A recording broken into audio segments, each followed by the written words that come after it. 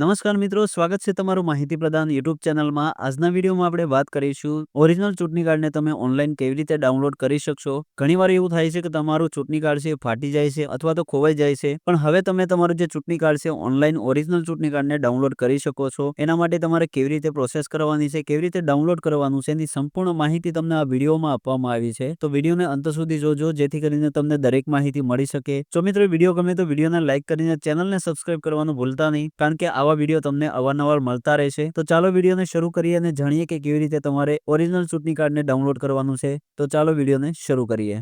Original ચૂંટણી card download કરવા માટે સૌથી પહેલા તમારે ગૂગલમાં સર્ચ કરવાનું છે NVSP। અહીં પહેલી જે વેબસાઇટ મળે એના ઉપર તમારે ક્લિક કરી દેવાનું છે। હવે જેવું ક્લિક કરશો આ પ્રકારે તમારી સામે ડેશબોર્ડ આવી જશે ને અહીંયા તમારી સામે બે ઓપ્શન જોવા મળશે, લોગિન અને સાઇન અપ। જો તમારી પાસે આનું એકાઉન્ટ બનાવેલું છે NVSP નું, તો તમારે અહીંયા સૌથી પહેલા લોગિન ઉપર ક્લિક કરવાનું છે, અને જો તમારી પાસે એકાઉન્ટ નથી તો અહીંયા સાઇન અપ ઉપર ક્લિક કરશો એટલે તમારું એકાઉન્ટ બનાવવાનું ઓપ્શન આવી જશે। તો અહીંયા સૌથી પહેલા તમારે લોગિન આઈડી ને પાસવર્ડ બનાવવા માટે સૌથી પહેલા અહીંયા તમારો મોબાઈલ નંબર એન્ટર કરવાનો છે, ત્યારબાદ અહીંયા ઈમેલ એડ્રેસ દાખલ કરવાનું છે। જો ઈમેલ એડ્રેસ તમારી પાસે છે તો દાખલ કરી શકો, જો ના હોય તો અહીં ફિલ ના કરો તો પણ ચાલશે। ત્યારબાદ અહીંયા તમારે કેપ્ચા કોડ દાખલ કરવાના છે અને કન્ટિન્યુ બટન ઉપર ક્લિક કરી દેવાનું છે। કન્ટિન્યુ ઉપર ક્લિક કરશો એટલે તમારા મોબાઈલ નંબર ઉપર એક ઓટીપી સેન્ડ કરવામાં આવશે, જે ઓટીપી તમારે અહીં દાખલ કરવાનો રહેશે। ત્યાર પછી તમારે નામ દાખલ કરવાનું આવશે, ત્યારબાદ પાસવર્ડ બનાવવાનું આવશે। પાસવર્ડ બનાવ્યા પછી તમારે તમારું જે એકાઉન્ટ છે ક્રિએટ થઈ જશે। એકાઉન્ટ ક્રિએટ થઈ ગયા પછી તમારે અહીંયા લોગિન ઉપર ક્લિક કરવાનું છે, ત્યાર પછી તમારે મોબાઈલ નંબર દાખલ કરી દેવાનો છે અને અહીંયા તમારે પાસવર્ડ જે બનાવ્યો હતો એ પાસવર્ડ દાખલ કરી દેવાનો છે। ત્યાર પછી અહીંયા તમારે કેપ્ચા કોડ દાખલ કરવાના છે। કેપ્ચા કોડ દાખલ કર્યા પછી અહીંયા રિક્વેસ્ટ ઓટીપી ઉપર ક્લિક કરશો એટલે તમારા મોબાઈલ નંબર ઉપર એક ઓટીપી સેન્ડ કરવામાં આવશે, જે ઓટીપી તમારે દાખલ કરવાનો રહેશે। જે ઓટીપી તમારા મોબાઈલ નંબર ઉપર મળ્યો છે એ ઓટીપી તમારે અહીં દાખલ કરી દેવાનો છે। ઓટીપી દાખલ કર્યા પછી તમારે અહીંયા વેરીફાઈ એન્ડ લોગિન ઉપર ક્લિક કરી દેવાનું છે। હવે અહીંયા તમારું લોગિન સક્સેસફુલ થઈ જશે। ત્યાર પછી તમને અહીંયા અમુક ઓપ્શન જોવા મળશે, એની અંદર તમે અહીંયા ઈ-ઇપિક ડાઉનલોડ એના ઉપર તમારે ક્લિક કરવાનું છે। હવે અહીંયા તમારે તમારો ચૂંટણી કાર્ડ નંબર દાખલ કરી દેવાનો છે, ત્યાર પછી તમારે અહીંયાથી તમારું સ્ટેટ સિલેક્ટ કરી લેવાનું છે અને ત્યાર પછી સર્ચ બટન ઉપર ક્લિક કરી દેવાનું છે। બધી જ વિગત દાખલ કર્યા પછી તમારે અહીં સર્ચ બટન ઉપર ક્લિક કરી દેવાનું છે। જેવું સર્ચ બટન ઉપર ક્લિક કરશો એટલે અહીંયા તમારી માહિતી આવી જશે, જેમાં તમારો ઇપિક નંબર આવી જશે, એટલે કે વોટર આઈડી કાર્ડ નંબર આવી જશે।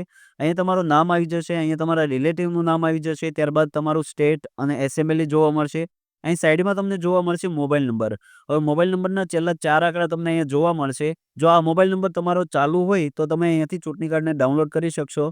જો આ મોબાઈલ નંબર તમારો ચાલુ ના હોય અથવા તો અહીંયા તમને મોબાઈલ નંબર ના દેખાડે તો તમારે મોબાઈલ નંબર અપડેટ કરવાનો રહેશે। મોબાઈલ નંબર કેવી રીતે અપડેટ કરવો એના વિશે આપણે આગળના વિડીયોમાં જોશું કે કેવી રીતે તમે તમારી જાતે મોબાઈલ નંબર અપડેટ કરી શકો છો। તો અહીંયા જો તમારો મોબાઈલ નંબર દેખાડે છે તો તમારે નીચે આવી જવાનું છે। નીચે આવ્યા પછી તમને અહીંયા જોવા મળશે સેન્ડ ઓટીપી। તો અહીંયા જે મોબાઈલ નંબર જોવા મળે છે એના ઉપર એક ઓટીપી સેન્ડ કરવામાં આવશે, જે ઓટીપી તમારે અહીંયા દાખલ કરવાનો રહેશે।